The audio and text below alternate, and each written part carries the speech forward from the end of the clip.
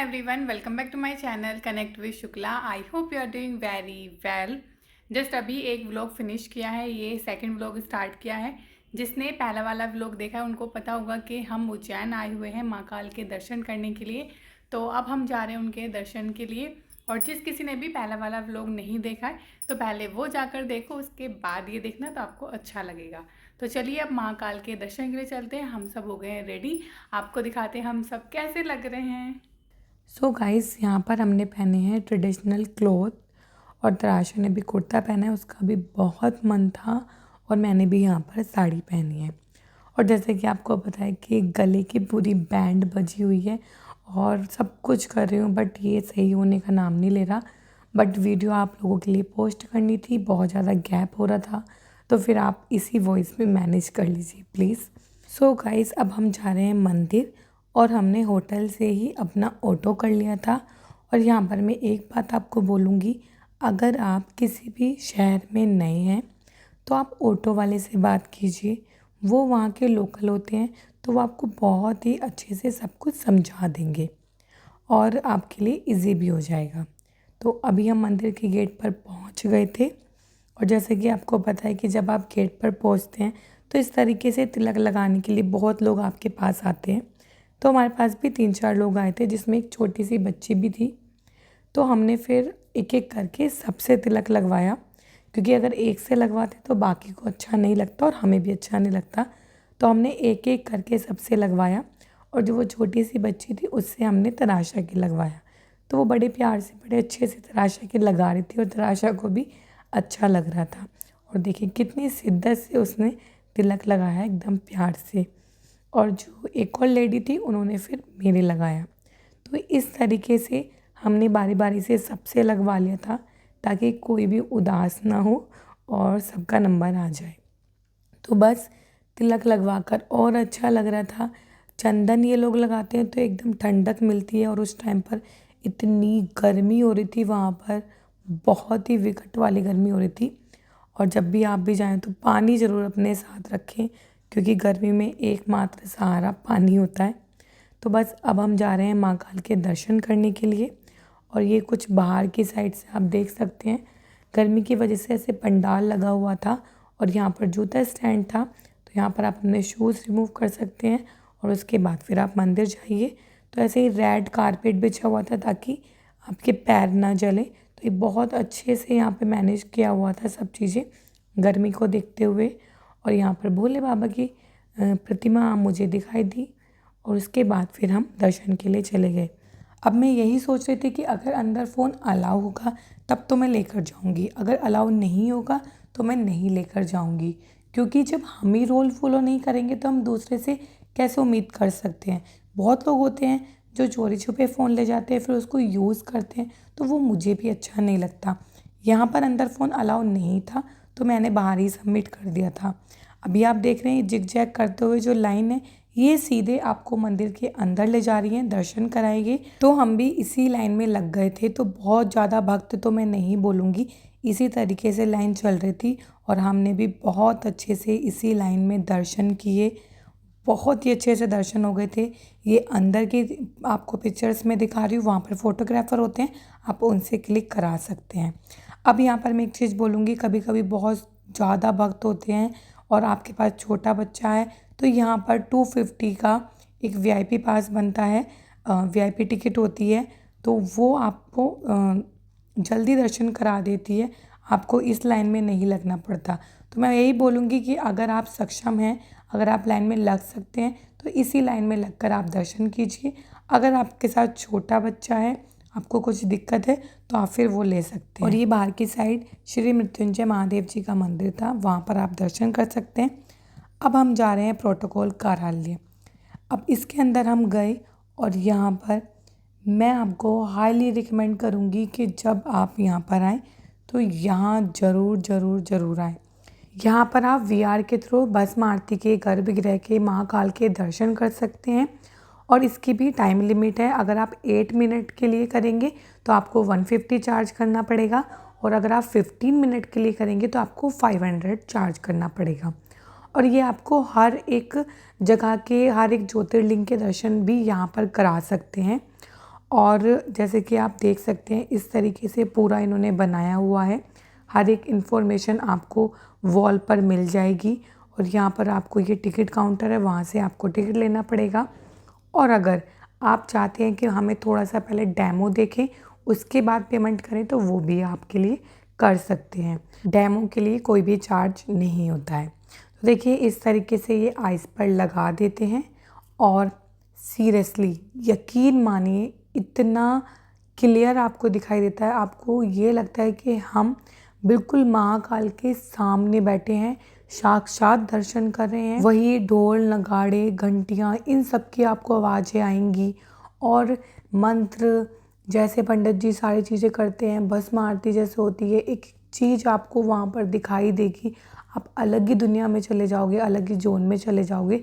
तो ये 150 रुपीज़ तो आपके वर्थ हैं। सीरियसली जब आप आएँ तो ये मेरे कहने से एक बार ज़रूर करना। और बच्चों के लिए ये बिल्कुल अच्छा नहीं होता उनकी आइज़ के लिए, तो उनको कुछ सेकंड के लिए बस दिखाई जाती है और वो भी फ्री, उसका कोई चार्ज नहीं होता है। तो यहाँ पर तराशा को कुछ सेकंड के लिए दिखाया था, बस उसकी नॉलेज के लिए, बाकी फिर उसको हटा दिया था। तो यहाँ पर हस्बैंड ने भस्म आरती का टिकट लिया हुआ था ऑनलाइन, बट फिर भी मेरे कहने से उन्होंने ये देखा और आप देख सकते हैं कि सामने कुछ नहीं है। बट मैं कह रही थी कि वो हम दूसरी दुनिया में चले जाते हैं, तो देखिए ऑटोमेटिकली हाथ जुड़ गए थे। बिल्कुल ऐसे लगता है कि हम उन्हीं के सामने बैठे हैं। तो बाद में मैं रिव्यू ले रही थी और वहाँ पर जो जितने भी भैया थे वो सब भी रिव्यू ले रहे थे कि सर आपको कैसा लगा। तो मैंने तो उनको बोला कि सीरियसली मुझे तो बहुत अच्छा लगा और मैं सबको यही बोलूँगी कि एक बार ज़रूर ट्राई करना। इसके बाद हम गए श्री बड़ा गणेश मंदिर, जो कि यहाँ का बहुत ही फेमस मंदिर है, यहाँ की बहुत ही मान्यता है। जब आप इस मंदिर के अंदर जाओगे तो आपको गणेश जी की एक बहुत ही बड़ी प्रतिमा देखने के लिए मिलेगी, जो कि 18 फीट ऊंची और 10 फीट चौड़ी होती है। कहा जाता है कि इसको बनाने में पूरे 2.5 वर्ष लग गए थे। अब आप देख रहे हैं यहाँ पर ये अष्टधातु की बनी हुई पंचमुखी हनुमान जी की मूर्ति है और इसके बाद यहाँ पर ये माँ दुर्गा की मूर्ति है। कहा जाता है कि मंगल और शनिवार के दिन यहाँ पर बहुत ही संगत रहती है। अब जैसे कि मैंने कहा कि कहीं जाने से पहले हम बहुत सारी चीज़ें सर्च करते हैं, तो हमने भी सर्च किया था। यहाँ पर अपना स्वीट्स करके ये शॉप है, वहाँ पर हमने लस्सी पी। लस्सी सीरियसली बहुत अच्छी थी, बस थोड़ी सी मुझे मीठी ज़्यादा लगी, बट जो लोग मीठा अच्छा पीते हैं उनके लिए अच्छी थी। और जैसे कि मैंने कहा कि गर्मी बहुत ही ज़्यादा थी, तो उस हिसाब से तो ये अमृत था उस टाइम पर हमारे लिए। तो हमने पहले लस्सी ट्राई की और फिर थोड़ी सी हमें भूख भी लगी थी, तो हमने उसके बाद पाव भाजी मंगाई। और यहाँ पर तराशा की आप नौटंकी देख सकते हो, वो खुश तो इतनी हो जाती है जैसे वो कितना खाएगी, बट फिर वो थोड़ा सा खाती है और बस छोड़ देती है। उसके बाद ये है फेमस कुल्फ़ी वाला, तो यहाँ पर भी हमने बहुत सुन रखा था, तो हम यहाँ पर आए और हमने ट्राई की, जो कि मुझे उतनी ख़ास नहीं लगी। हमारे यहाँ पे शायद ज़्यादा अच्छी मिलती है, तो इस वजह से मुझे वहाँ की उतनी ख़ास नहीं लगी। अब हम जा रहे हैं माता हरसिद्धि के मंदिर में और वहाँ की हमें आरती अटेंड करनी थी। राम घाट की आरती का और माता हरसिद्धि मंदिर की आरती का सेम ही टाइमिंग है, 6:30-7 बजे दोनों की आरती होती है, तो आप एक ही आरती अटेंड कर सकते हैं। तो हम आए हुए थे माता हरसिद्धि के मंदिर में और यहाँ के बारे में जितना भी मुझे पता है मैं आप सबको बताती हूँ।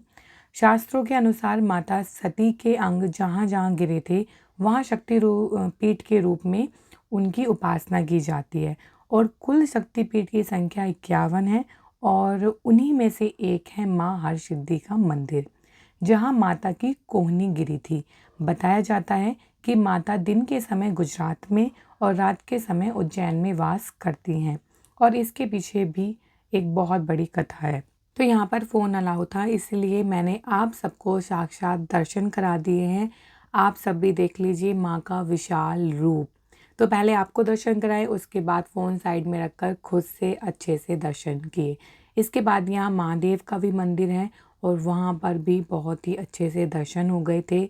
और इस टाइम पर मंदिर में बहुत ज़्यादा भक्त नहीं थे, बट धीरे धीरे भक्त इतने आते गए कि आपको मैं आगे वीडियो में भी दिखाऊंगी।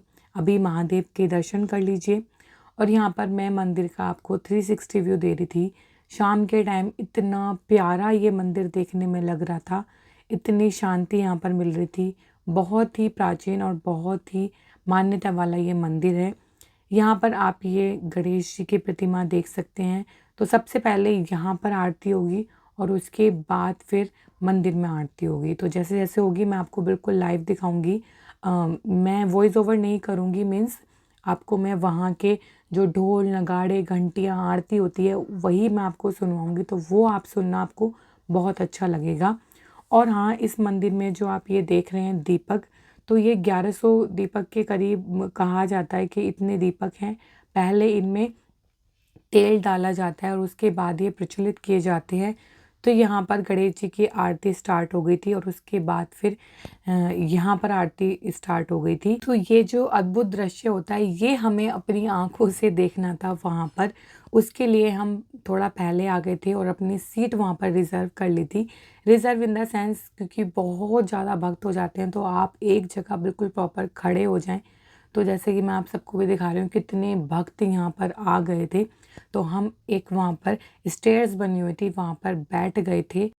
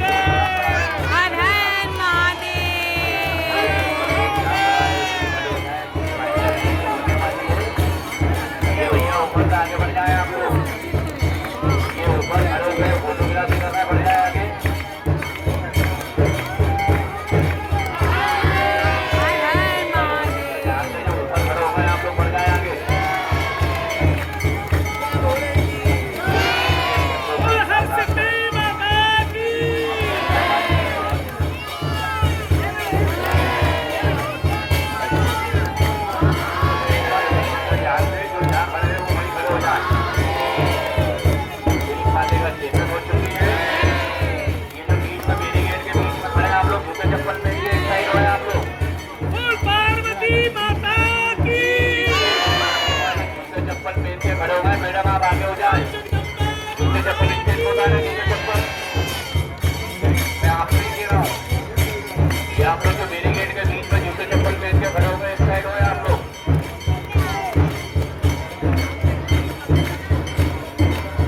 भैया ये ऊपर फोटोग्राफी मत करिए, आप लोग बढ़ जाए आगे। ये जो शेर के फोटोग्राफी कर रहे हैं आपके मोबाइल हाथ से लिए जाएगी।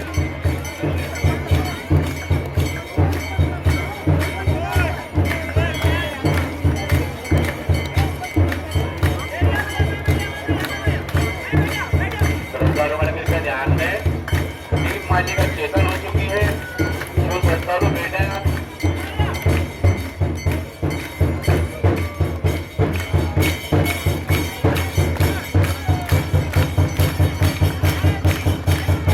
लोग खड़े हो जाए। भैया जो दीप माली का देखने बैठे आप लोग खड़े हो जाए और दर्शक के लिए लाइन में लग जाए। हर हर महादेव।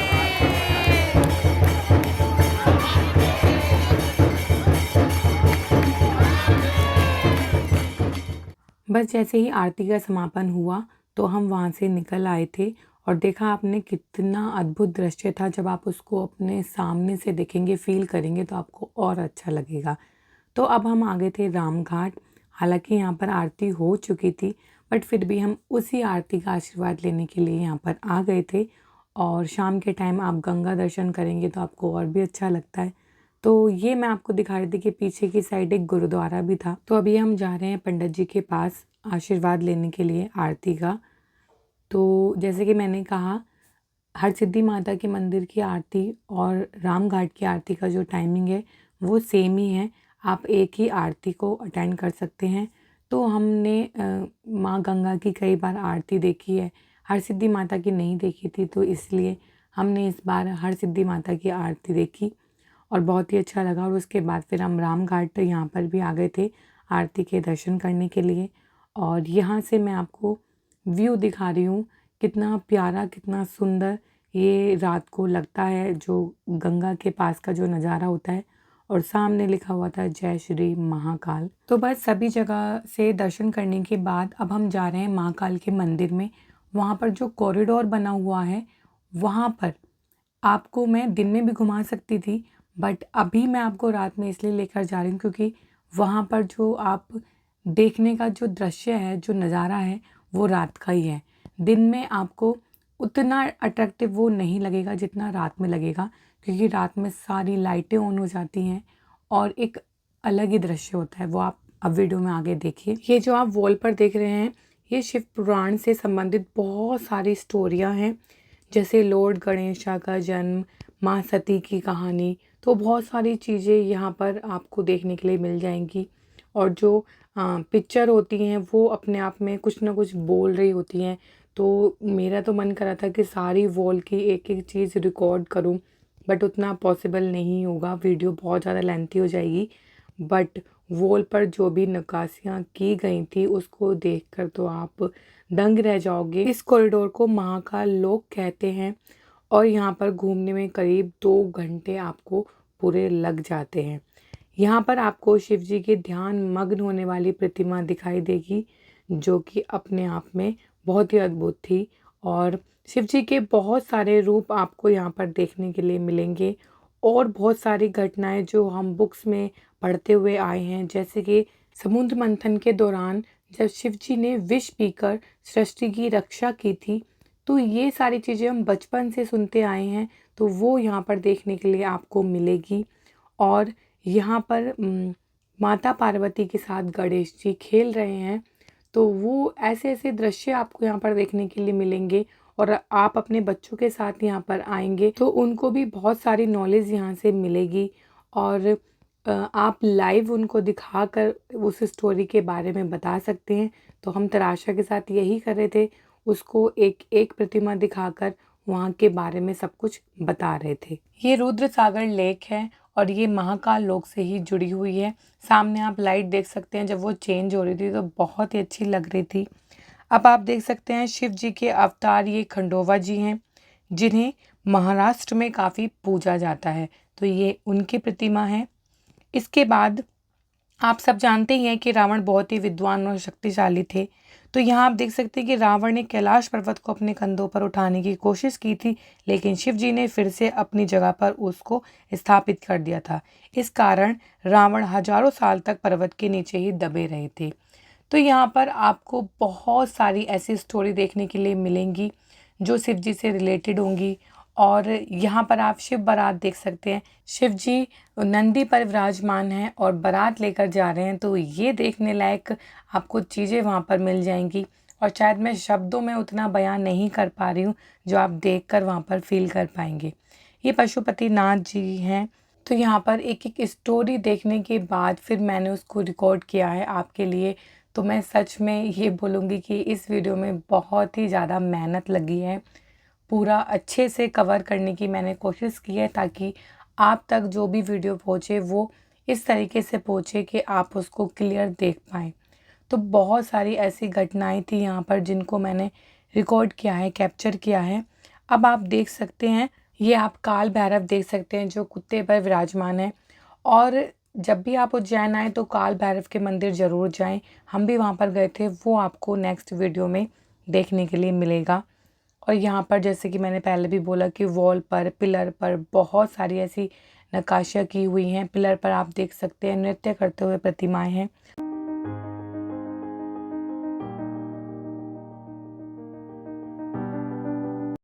ये सबसे ऊंचा 54 फीट पिलर है।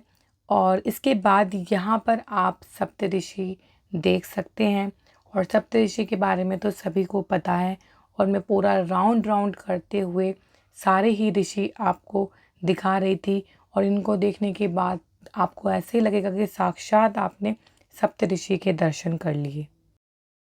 अब मैं आपको दिखाती हूँ, ये लोटस पॉन्ड है और यहाँ पर आप देख सकते हैं शेर के मुंह में से फाउंटेन निकल रहा है।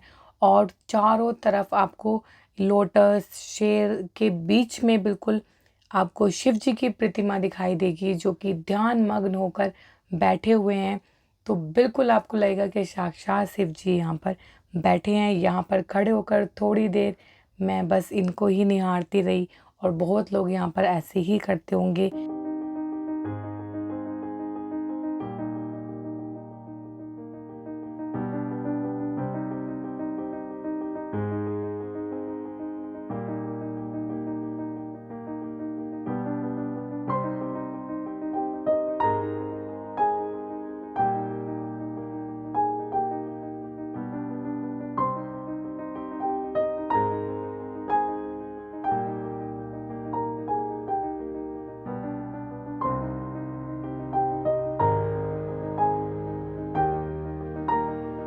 इसके बाद यहाँ पर ये गणेश जी की प्रतिमाएं हैं और अब मैं आपको दिखाती हूँ ये शिवलिंग जो घंटियों से बना हुआ है।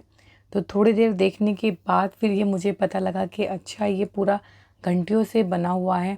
तो आप देख ही सकते हैं कलाकारी कितनी अद्भुत यहाँ पर कलाकारी की हुई है। पूरा घंटियों से बनाया हुआ है और बहुत ही सुंदर ये देखने में लग रहा था।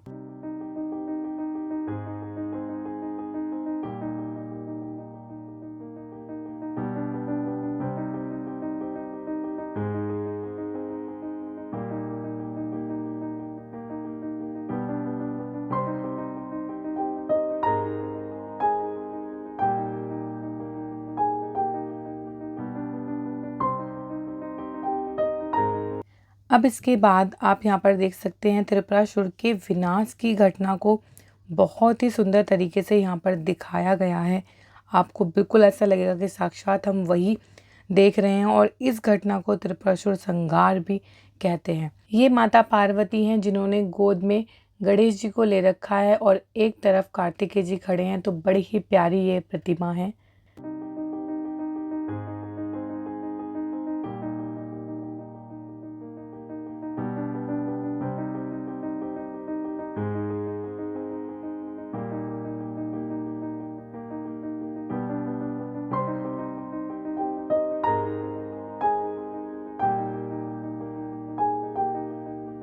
अब ये यहाँ पर हनुमान जी की पंचमुखी प्रतिमा है जो मैंने आपको बड़ा गणेश मंदिर में भी दिखाई थी। तो ये वही प्रतिमा है। और जो लोग नहीं चल पाते हैं इतना, जो लोग बूढ़े होते हैं, उनके लिए यहाँ पर ऑटो की भी सर्विस है। तो वो ऑटो में बैठकर पूरा कॉरिडोर घूम सकते हैं। अब हम जा रहे हैं भारत माता मंदिर। जैसे कि मैंने बताया कि 10 बजे तक रात को खुला होता है। तो बस अब किसी को एंट्री नहीं करने दे रहे थे अंदर, अब सुबह ही एंट्री होगी। तो हम निकल कर आ गए थे और हम पूरा कॉरिडोर, पूरा महाकाल लोक घूम लिए थे। अब हम यहाँ पर आ गए हैं भारत माता मंदिर, जहाँ पर आपको भारत माता की विशाल एक मूर्ति देखने के लिए मिलेगी, प्रतिमा देखने के लिए मिलेगी। और यहाँ पर बाहर आप देख सकते हैं 12 ज्योतिर्लिंग दिखाए गए हैं और जहाँ जहाँ भी ज्योतिर्लिंग है वहाँ पर आपको शिवलिंग रखे हुए मिलेंगे। तो जूम कर करके मैं आपको दिखा रही हूँ, आप पढ़ सकते हैं। उसके बाद मैं मंदिर के अंदर गई और माता का आशीर्वाद लिया।